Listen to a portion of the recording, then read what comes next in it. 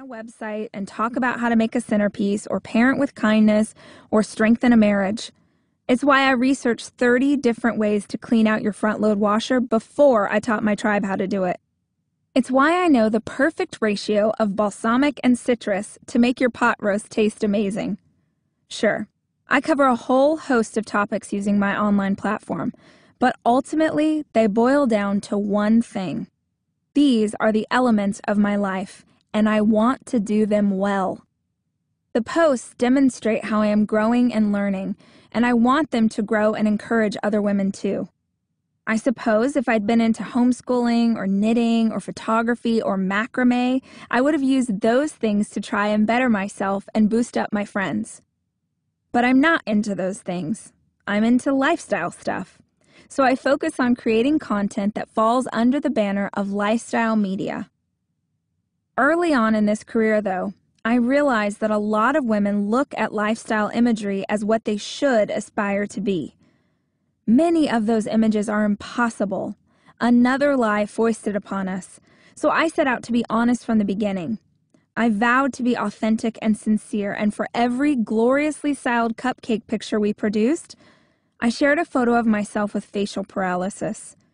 If I went somewhere fancy like the Oscars, I balanced that with a post about my struggle with weight loss and pictures of me 40 pounds heavier.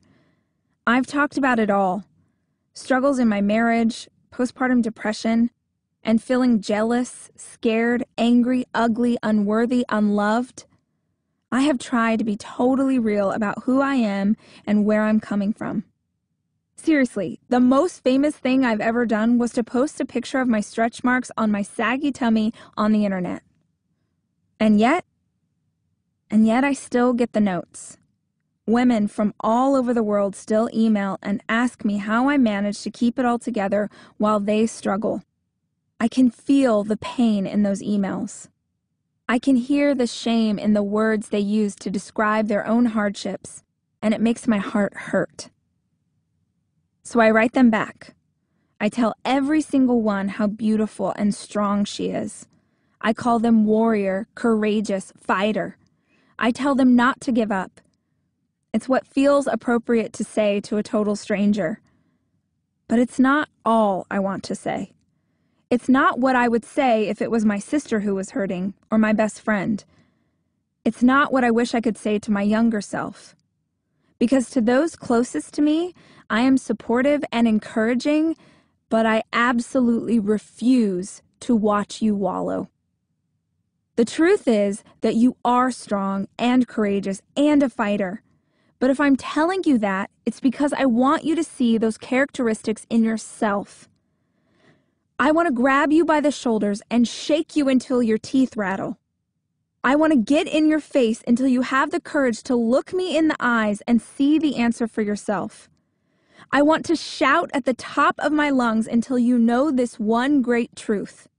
You are in control of your own life.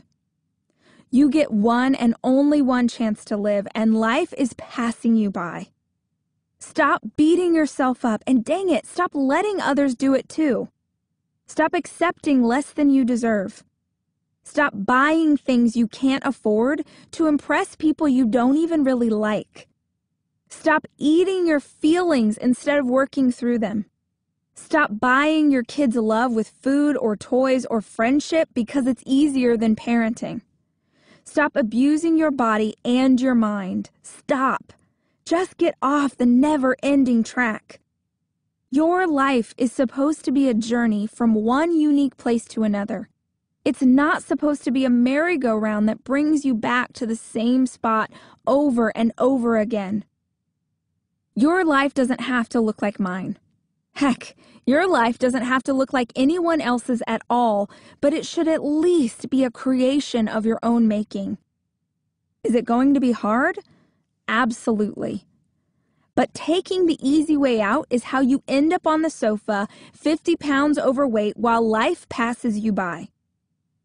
Will change happen overnight? No way. This is a lifelong process.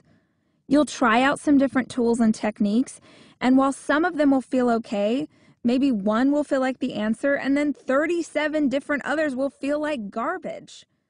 Then